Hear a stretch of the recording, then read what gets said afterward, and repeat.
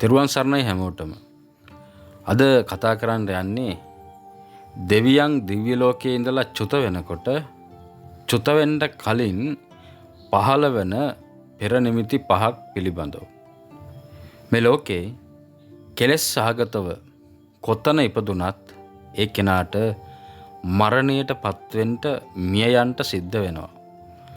අපි කියන්නේ නෑ දෙවියෝ මැරෙනවා කියලා. දෙවියන් පිළිබඳව කියන්නේ චුත වීමක් සිද්ධ වෙනවා. චුත වෙනවා කියන්නේත් මිය යනවා කියන එකම තමයි. දෙවියන් චුත වෙනකොට දෙවියන් මිය ඇදෙනකොට මැරෙන්න කලින් පහළ වෙන පෙර නිමිති පහක් ගැන භාග්‍යවතුන් වහන්සේ පුබ්බ නිමිත්ත කියන සූත්‍රයේදී දේශනා කරනවා. කාට හරි දිව්‍ය ලෝකෙ ඉපදෙන්න කැමැත්තක් තිබෙනවා නම් හිතන්න දිව්‍ය ලෝකෙ ඉපදුනත් දිව්‍ය ලෝකයේ තුලින් චුත වෙන්න සිද්ධ වෙනකොට පුබ්බ නිමිති පහළ වෙලා එහෙම නැත්නම් චුත වීමට පෙර පහළ වෙන නිමිති පහළ වෙලා ශෝකයක් දුකක් දුම්නසක් හිතේ ඇති වෙලා තමයි එතනින් චුත වෙන්න සිද්ධ වෙන්නේ. ඒ නිසායි බුදුරජාණන් වහන්සේ දේශනා කරන්නේ නිබ්බානං පරමං සුඛං කියලා, නිවන පමණක් පරම සැපතයි කියලා. අපි බලමු එහෙනම් මොනවද දෙවියෝ දිව්‍ය ලෝකයේ තුලින් චුත වෙන වෙලාවේ දෙවියන්ට පහළ වෙන පුබ්බ නිමිති කියලා. පළවෙනි එක තමයි මාලා මිලා යන්ති. තේරෙනවා ඔවුන් පැලඳගෙන සිටින දවටගෙන සිටින මල් මාලා මැලවිලා විනාශ ස්වභාවයට පත් වෙනවා. පරසතු මල්, මදාරා මල් දිව්‍ය ලෝකයේ තියෙන බව අපි අහලා තියෙනවා.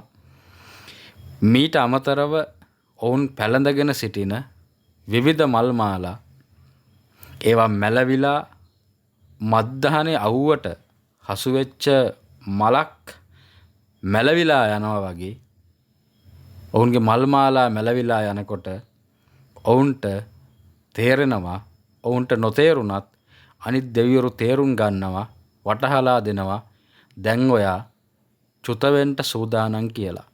පළවෙනි පෙර නිමිත්ත තමයි මාලා මිලා යන්ති, මල් මාලා මැලවෙන එක.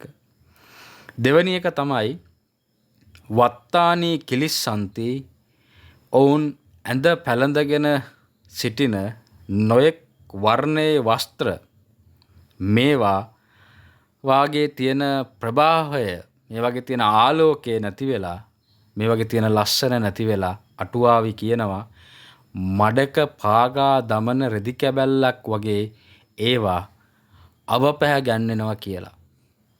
ඒ වගේ තියෙන වර්ණය නැති වෙලා යනවා කියලා. දෙවියන්ට ඒ තුලිනුත් දැනෙන්න පටන් ගන්නවා, හැඟෙනවා එහෙනම් දැන් චුත වෙන්න තමයි සූදානම් කියලා. ඊට පස්සේ කච්චේහි සේදා මුච්ඡanti, ඔවුන්ගේ කිසිලි වලින් දාඩිය ගලන්න පටන් ගන්නවා. දෙවියන්ට දාඩිය දාන්නේ නැහැ කියලා අපි අහලා තියෙන්නේ. ඒ වගේම තමයි දෙවියන් පළඳගෙන ඉන්න මල් මාලා ඔවුන්ගේ ජීවිත කාලයේ අවසන් වෙනකන් මැලවෙන්නේ නැහැ. ඒවා ඒ ස්වභාවයෙන්ම තියෙනවා කියලා අපි අහලා තියෙන්නේ. ඔවුන් දරාගෙන ඉන්න වස්ත්‍ර රෙදි අපි වගේ හොද පවිත්‍ර කර අඳින ඒවා නෙවෙයි. ඒවා පෙර පිනට ලැබුණු දේවල්. ඒව උන් දරාගෙන ඉන්න බවයි අපි අහලා තියෙන්නේ. ඒ වගේ වෙනස්කම් ඇති වෙලා පෙර නිමිති පහල කරනවා කියලා කියන්නේ මේ. ඊට පස්සේ කච්චේයි සේදා මුච්ඡන්ද කියන්නේ මම කිව්වා වගේම කිසිලි වලින් දාඩිය ගලන එක. කිසිලි වලින් විතරක් නෙවෙයි, හිසේ සිට දෙපතුල දක්වා මුළු ශරීරයෙන්ම දාඩිය ගලාගෙන ඇවිල්ලා දාඩියෙන් ඔවුන්ව තෙත් වෙනවා කියලා කියන්නේ. හරියට ඔවුන්ගේ ශරීරය සිංහයාගේ කේසර හා සමානව දාඩිය වලින් තෙත් වෙනවා කියලා කියන්නේ.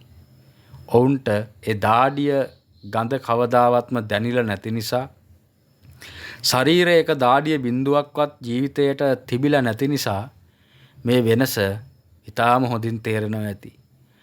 තමන් විඳ සුවය, තමන් ලබාගත් දිව්‍ය සැප දැන් අවසන් වෙන්න නේද ලෑස්ති කියලා උන්ට වැටහෙනවා ඇති. අටුවාව නම් කියනවා මේ ලක්ෂණ පහළ වෙන්නේ චුත වෙන්න දින 7කට විතර කලින් කියලා.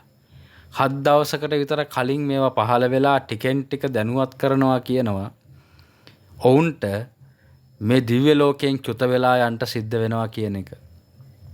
ඊට පස්සේ කායේ දුබ්බන්යන් ඔක්කමති ඔවුන්ට දිව්‍ය ලෝකයේ ප්‍රතිසන්දිය ලබනකොට ඔවුන්ගේ පිනට අනුව යොදුන් ගණන් දුරට විහිදිලා යන ආලෝක ධාරා පතුරවන්නට පුළුවන්, රශ්මි ධාරා පතුරවන්නට පුළුවන්. ඒ වගේම තමයි ඔවුන්ට ලොකු තේජෝ බලයක්, ලොකු රශ්මියක් පතුරවන්නට පුළුවන් හැකියාවක් තියෙන බව අපි ධර්මයේ තුලින් කියවගෙන තියෙනවා. ඒකනේ කියන්නේ බුදුරජාණන් වහන්සේ වැඩ ඉන්නකොට ජේතවනාරාමයට බුදුරජාණන් වහන්සේ හමුවෙන්න ආපු දෙවිවරු මේ ජේතවනාරාමයේ ඕබාසෙත්වා බබළුවාගෙන ඔවුන්ගේ රශ්මියෙන් ආලෝකමත් කරගෙන බුදුහාමුදුරු හම්බෙන්න ආවා කියලා. ඒ තියෙන බලය, ඒ ප්‍රභාස්වර ගතිය, ඒ ආලෝකය වියකෙන්ට දුරුවෙන්ට හීනවෙන්ට පටන් ගන්නවා කියනවා. ඒවා අඩු වෙලා යනවා කියලා කියනවා. ඒකයි කියන්නේ කායේ දුබ්බන්නියන් ඔක්කමති මේ තේජස නැති වෙලා ගිහිල්ලා කයේ තියෙන ප්‍රභාව දුරු වෙලා විරූප බවක් ඇති වෙනවා කියලා කියනවා. ඔවුන්ගේ ස්වරූපී භාවය නැති වෙනවා කියනවා. සුකොමල භාවය නැති වෙනවා කියලා කියනවා. ඔවුන් දැකපුවාම තව කෙනෙකුට ඇති වෙන සතුට, ඒ රූප ස්වභාවය දුරු වෙනවා කියලා කියන්නේ. ඊට පස්සේ කියනවා සකේ දේවෝ දේවාසනේ නාබිරමති. ඒ දෙවිවරු තමන්ගේ දිව්‍යාංගනාවන් සමග ක්‍රීඩා කරන එකෙන් වළකිනවා කියලා කියනවා. ඊට පස්සේ ඔවුන්ට තමන්ගේ දිව්‍ය ආසනය තුළ රැඳී ඉන්න කැමැත්තක් නැහැ කියලා කියනවා. තමන් අත්විඳ දිව්‍ය සැපත විඳින්න තව ලැබෙන්නේ දින කීපයක්, අවම වශයෙන් දින 7ක් පමණයි කියලා ඔවුන්ට දැනෙනකොට ඔවුන්ගේ වේදනාවෙන් තමයි, ඒ පීඩාවෙන්, දුක් දුම්නසින් විලාප නගමින්, වේදනාවෙන් තමයි සුසුම්ලමින් තමයි ඔවුන් කටයුතු කරන්නේ.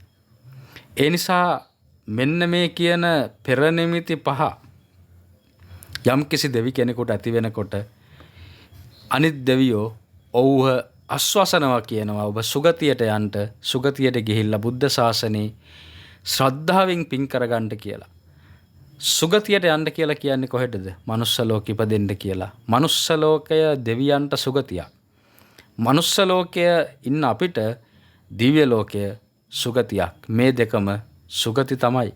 නමුත් මේ සුගතියේ, ඒ සුගතියේ කොතන ඉපදුනත් කෙලෙස් සහිතනම් උපදින්නේ ඒක දුකක්මයි. ඒ නිසා දෙවියන් පවා මේ ලෝකයේ තුල කෙලෙස් සහගතව නම් ඒ තැන්වල දිව්‍ය ලෝකයන් උපත ලබන්නේ. ඔවුනුත් ඒ තැන්වලින් චුත වෙනවා. ඔවුන්ටත් මිය ඇදෙන්න සිද්ධ වෙනවා. දෙවියන් පවා මේ ලෝකයේ තුල මිය ඇදෙන බව පුබ්බ නිමිත්ත සූත්‍රයෙන් අපිට පැහැදිලි වෙනවා. ඒ නිසා භාග්‍යතුන් වහන්සේගේ ශාසනයක් පවතින කාලය ඇතුලේ නිබ්බානං පරමං සුඛං, පරම සුඛය වෙච්ච, සැපත වෙච්ච නිවන අත්විඳින්නයි අපි උත්සාහ කරන්න ඕනි. හැම දිනාටම තෙරුවන් සරණයි.